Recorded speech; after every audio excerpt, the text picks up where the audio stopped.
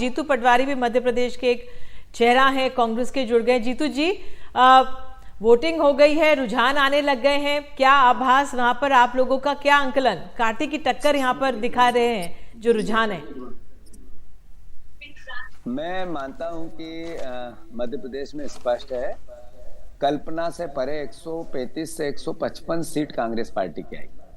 मैं आपसे अनुरोध ये करना चाहता हूं बड़ी विनम्रता से कि जो एग्जिट पोल हुए होंगे उन्होंने मेहनत की होगी, कुछ निकाल के लाए होंगे, उसकी रिस्पेक्ट है।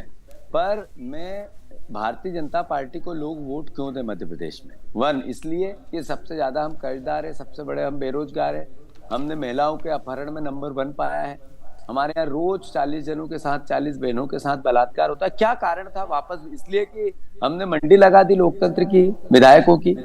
अरे इनकी एंटी इनकम्बेंसी थी तभी तो शिवराज का चेहरा आगे नहीं किया, इनकी एंटी इनकम्बेंसी थी तभी तो 9 सांसदों को उतारा, इनकी एंटी इनकम्बेंसी थी तभी तो इन्होंने समझ लिया कि सुनामी है, हम रोकना चाहेंगे, पर सुनामी रुकी नहीं है, सब बड़े बड़े लोग भेजाएंगे।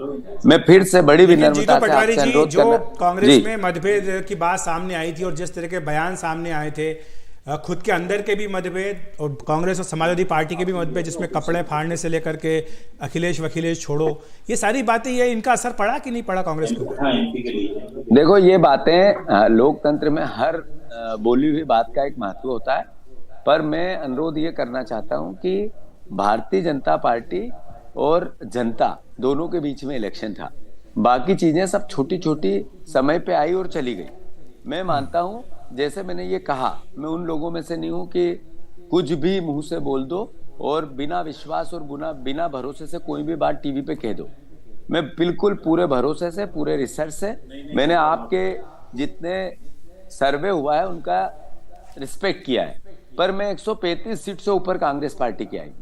ये आप नहीं, आपके भी दावे का पूरा सम्मान है जीतू पटवारी जी, इसमें कहीं कोई डिस्प्यूट नहीं कर रहा, क्योंकि हम ये बार बार कह रहे हैं कि ये एग्जिट पोल हैं, और हम ये भी बताएंगे दर्शकों को कि इससे पहले इतिहास में जब जब एग्जिट पोल ने भविष्यवाणी की है वो किस हद तक सही रही है, नहीं रही है, ये भी हम विश्लेषण करेंगे। लेकिन फिलहाल अगर ये मान लें कि यही रुझान परिणाम में तब्दील होते हैं, तो ये तो दिख रहा है कि बीजेपी, जिसको आप बहुत पीछे मान करके चल रहे थे, वो उतने पीछे नहीं, आपको बराबरी की टक्कर देती दिख रही है, वो भी 18 साल शासन करने के बाद।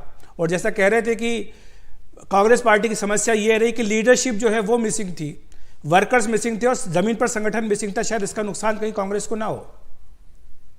नहीं, मैं ऐसा नहीं मानता हूं, न कभी लीडरशिप मिसिंग थी, न वर्कर मिसिंग थे, न कोई व्यवस्था में गड़बड़ हुई।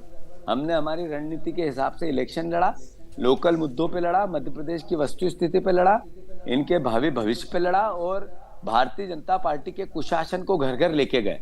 मैं मानता हूं अद्भुत एंटी इनकम्बेंसी थी भारतीय जनता पार्टी के खिलाफ, एक आशा थी, एक 15 महीने की हमारी सरकार के प्रति एक विश्वास था, और उसका असर दिखेगा। जब भी तो मैं भरोसे से कह रहा हूं कि 135 सीट से ज्यादा आएगी, तो फिर आएगी।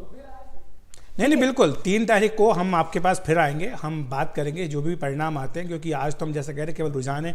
शिवम त्यागी भी मुझे बताया गया, बीजेपी के प्रवक्ता हमारे साथ जुड़ गए हैं। जीतू पटवारी जी जो दावा कर रहे हैं शिवम कि वहां पर 135 सीटें कम से कम कांग्रेस को आएगी, इस पर आप जी जीतू जी आप बोल दीजिए। मैं अब आपसे आज्ञा लूं, मैं अनुरोध ये कर रहा था। अच्छा, ठीक है आप अगर जीतू जी एक सवाल मैं पूछ लूं आपसे, जो योजनाएं आप लोगों ने घोषित की चले गए, जी, जो जीतू पटवारी, जो तमाम योजनाएं एक तो शिवराज सिंह चौहान की थी, फिर आप लोगों ने भी योजनाओं का, वादों का आपने घोषणा की, उसके बाद ये क्या आपको लगा एक तरह से रेस लग गई है दोनों राजनीतिक दलों में, और इसका असर अन्य राज्यों में भी दिखा, एक नया बदलाव आया है हमारे लोकतंत्र की राजनीति में, चुनाव जीतने की जिस तरह से प्रक्रिया रही है, अब आइडियोलॉजी से बढ़कर योजनाएं, घोषणाएं ये ज्यादा महत्वपूर्ण हो गई हैं।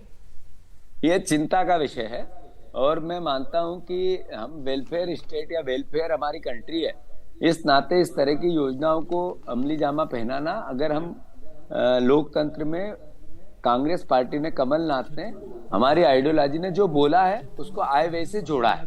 हमारा क्या मिलेगा, हमारे पास क्या आएगा और हम कैसे देंगे, हमने पूरा एक वर्कआउट करके बात की है, मतलब एक बजट प्लानिंग करके बात की है। भारतीय जनता पार्टी ने क्या क्या नहीं बोला, क्या क्या नहीं कहा, क्या कैसे कैसे उनके बयान आए।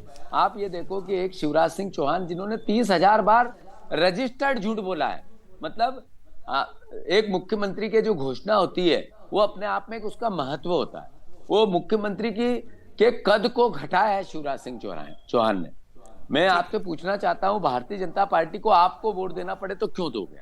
इसलिए कि हमने सबसे बड़ा कर्जा लिया और कर्ज का किया क्या? इसलिए नरेंद्र तोमर के बेटे का वीडियो पूरे देश ने देखा। वो नशे की खेती करना चाहते थे और उसके लिए 10,000 करोड़ रुपए का उन्होंने लेन देन की बातें की। ये करप्शन की पराकाष्ठा नहीं थी तो क्या थी? आप देखो कि आप कल्पना करेंगे, मैं आप चूंकि बीजेपी का सुनना नहीं चाहते, बीजेपी वाले भी हैं हमारे साथ, वो भी इसका जवाब दे सकते हैं। शिवम त्यागी जी काफी सारे आरोप लगा रहे हैं, जीतू पटवारी जी यहाँ पर, आप क्या जवाब देंगे इनका? मेरा अनुरोध नहीं ये है, मैं सुनना नहीं चाहता हूँ ऐसा, हम लोकतांत्रिक आदमी नहीं है, व्यक्ति नहीं है, पार्टी नहीं है, सुनना चाहते हैं।